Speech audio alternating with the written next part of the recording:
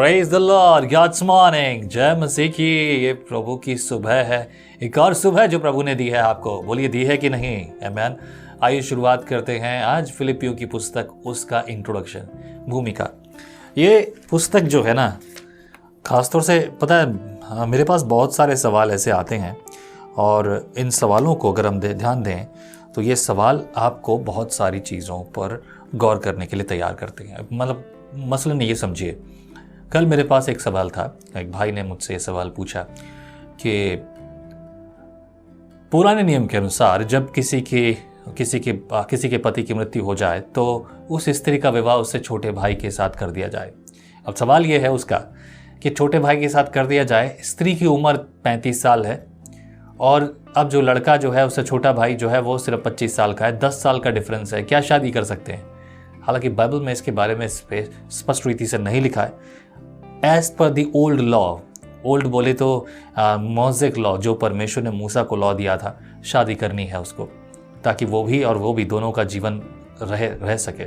पर अभी लड़का नहीं करना चाहता तो क्या जबरदस्ती करेंगे उसके साथ? That is the old testament law. और 10 साल का डिफरेंस, दैट्स अ ह्यूज। और देखिए, उम्र का बहुत बड़ा फर्क पड़ता है।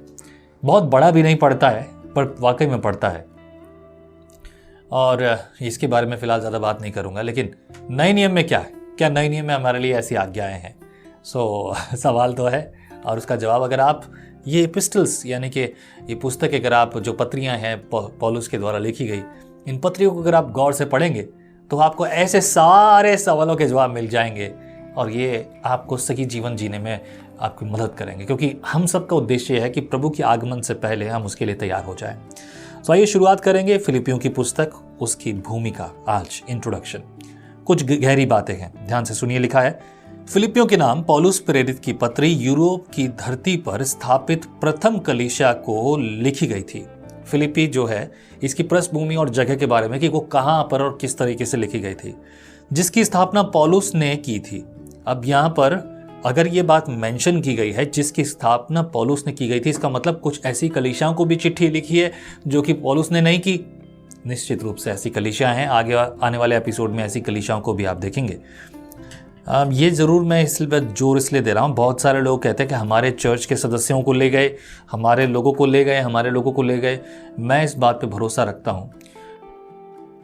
पासवान जो है ना, वो पिता होते हैं, और पिता का मतलब यह है जिसके बच्चे हों, और बच्चों का मतलब यह है, मतलब पिता जो जन्म देने वाला हो। अगर मैं प्रभु का सेवक हूँ तो सुसमाचार सुनाना और सुसमाचार की सेवकाई में औरों को प्रेरित करना मेरी जिम्मेदारी है। और जब मेरे साथ और हैं तो नए बच्चे हमारे बीच में हैं। जिस कलीसिया में बच्चे ना हो, जिस कलीसिया में नए जन्म पाने वाले लोग ना होते जाएं, तो ऐसे समय में ऐसी कलीसिया जो है वो बूढ़ी हो चुकी है और एक समय आ जाएगा उसका चले जाने का। लेकिन उससे पहले ये ज़रूरी है कि हम अधिक से अधिक बच्चों की व्यवस्थाओं को करें, मतलब अधिक से अधिक लोग प्रभु में आते जाएं। तो लोग ले जाने थे, लेकिन ऐसी बात पर यहाँ पर पौलुस के द्वारा जब प्रचार हो रहा है किसी और कलीसिया को, तो फिर भी झगड़ा नहीं हो रहा है, उसके बारे में विचार है। आगे देखते हैं, थोड़ी अलग चीज़ें हैं।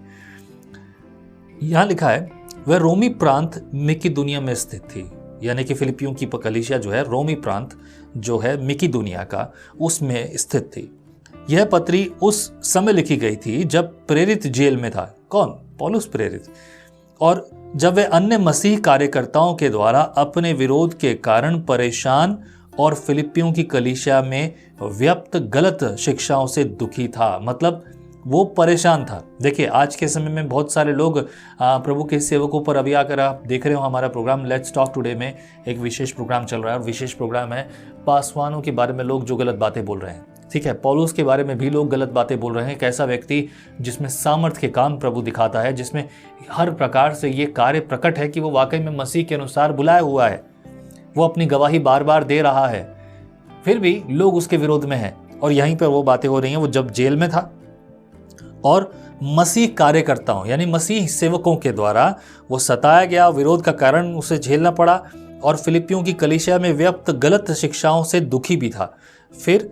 फिर भी यह पत्री एक आनंद और निश्चय को व्यक्त करती है जिसे केवल यीशु मसीह में पौलुस के गहरे विश्वास के द्वारा ही समझाया जा सकता है। पौलुस का गहरा विश्वास जो यीशु मसीह में है, उन्हीं बातों के द्वारा उसे समझाया और सिखाया जा सकता है। आगे लिखा है, यह पत्री लिखे जाने का तत्कालिक कारण था फिलिपियों के मसीहों को धन्यवाद देना। पहला कारण, धन्यवाद देना उस भेंट के लिए जो उन्होंने पौलुस की आवश्यकता के समय उसे भेजी थी। दूसरी बात, वह इस अवसर का उपयोग उन्हें आश्वासन देने के लिए करता है ताकि वे उसकी ओर साथ ही साथ अपनी सारी कठिनाइयों के बावजूद साहस और भरोसा रखें।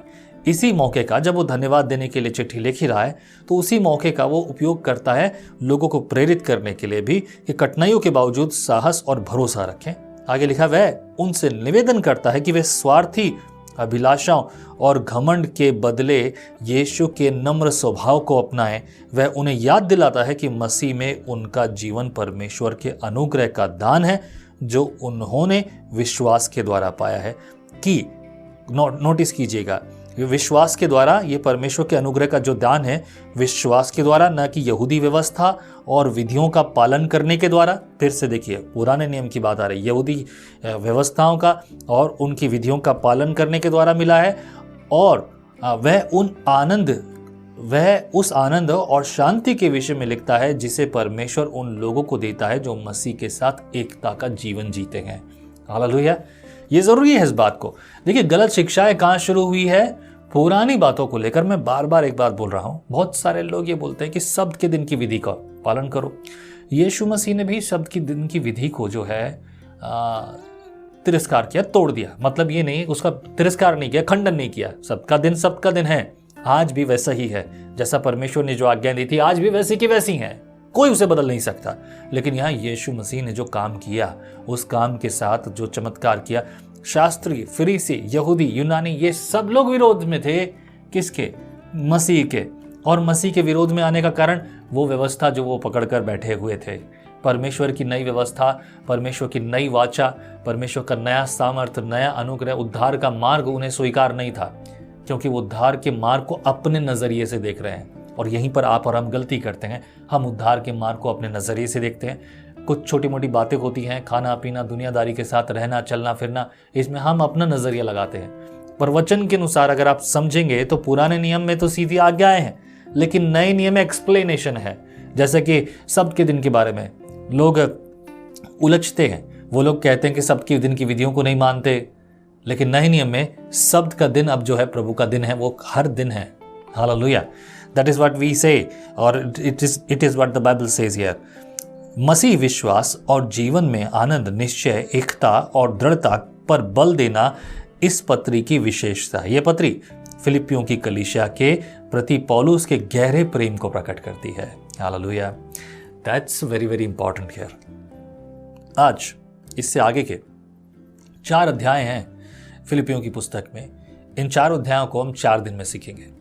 मैं आशा करता हूं कि आप अपना समय जो परमेश्वर के लिए आप रखते हैं, उस समय में आप इस एक अध्याय का 10 से 15 मिनट के अंदर अंदर आप सुनेंगे, सीखेंगे, ताकि आप आगे बढ़ें। मेरे प्रियो, अगर ये भाग अच्छी रीति से समझ में आएगा, तब आपको ऐसी बहुत सारी चीज़ों से छुटकारा मिल जाएगा जो कि आपके आसपास या घूमने को, सुनने को मिलती हो। आप उनका जवाब दे पाएंगे, वो भी वचन के अनुसार, ताकि आप अपने विश्वास की अच्छी रीति से चौकसी करें। आमीन। प्रभु आपके साथ हो। आइए प्रार्थना करते हैं। प्रभु परमेश्वर, हमारी प्रार्थना को सुनने के लिए तेरा धन्यवाद। इनको, इनके परिवार को, इनके जीवन को तू अपने हाथों में ले। रोज की जिंदगी को, काम को, व्यवस्थाओं को, नौकरियों को, इनके घर में तेरी सुरक्षा और भलाई प्रकट हो और आत्मिक उन्नति बहुतायत से प्रकट हो। तेरी आशीषों के लिए धन्यवाद। हमारी प्रार्थना सुनने के लिए धन्यवाद। मसीह यीशु जो हमारा उद्धार करता है, प्रार्थना में प्रभु यीशु मसीह के नाम से मांगता हूँ प्रभु, आमीन। प्रभु आपके साथ हो, संगति करते रहिए, मेरे साथ बने रहिए। प्रभु आपके जीवन में कार्य करे। आमीन।